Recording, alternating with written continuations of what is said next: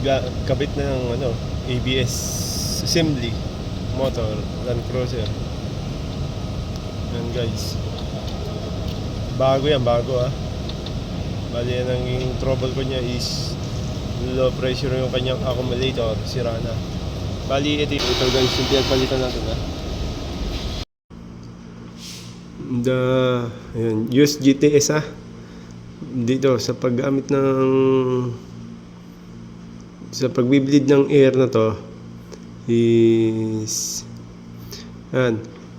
press and hold brake pedal, press next, and then after 4 seconds wait tayo. After 4 seconds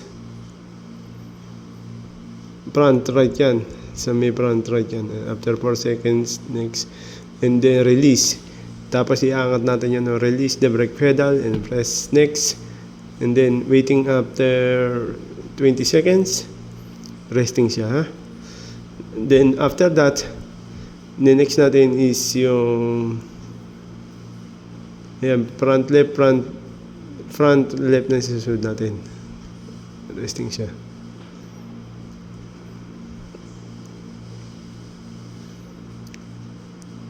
Yan, siselect natin ngayon front left na.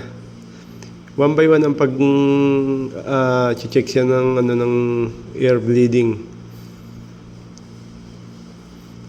Okay, tatapakan ulit ang preno, press and hold the brake pedal, press next, and then after 4 seconds release. Okay, release the brake pedal and then waiting the 20 seconds. After 20 seconds, proceed to the right rear.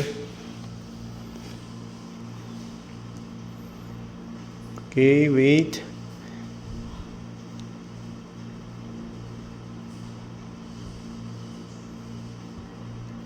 Okay, and then front left, everything is complete.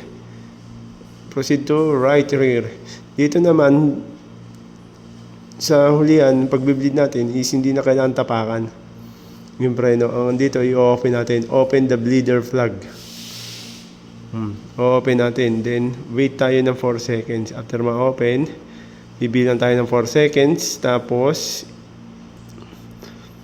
yan, press next natin, open muna natin, tapos ipipress natin yung next. Right rear tayo yan, na-open natin, then press next, and then bilang 1, 2, 3, 4, and then ko-close natin. Ko-close natin yan. Sa right rear muna tayo. Susundan nyo lang guys yung yung instruction dyan sa may screen.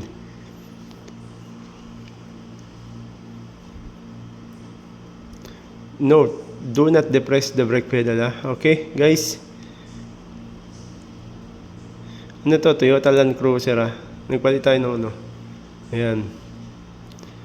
Okay, i-close natin ngayon yung bleeder dahil lumabas na hangin, and then press next. 20 seconds na yun yan. Hihintay natin. Tapos, pagkayari ng right rear na yan, resting siya, di ba?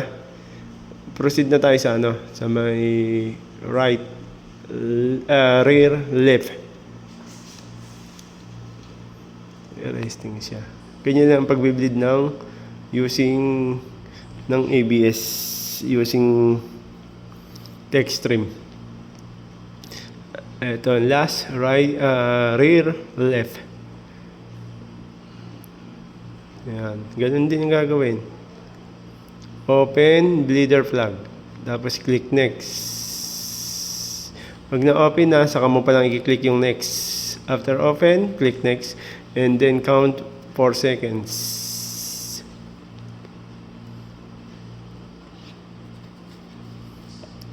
Yan. And then okay, and then close the bleeder flag. Okay, and then wait 20 seconds. Pag na-close na, click next, and then wait mo 20 seconds. Ganyan lang guys I hope na nakakatulong sa inyo itong simpleng video na to, and don't forget to follow me and subscribe and pahit ang notification bell. Yan, air bleeding is complete. Ngayon, exit na tayo mga kaibigan. Tapos na tayo mag-bleed ng brake. Exit na tayo. Thanks for watching mga kaibigan, and God bless po sa ating lahat ha. Ito siya. Toyota Land Cruiser. Ayan, 2015 model. Ganito na lang guys, and God bless po. See you in my next video.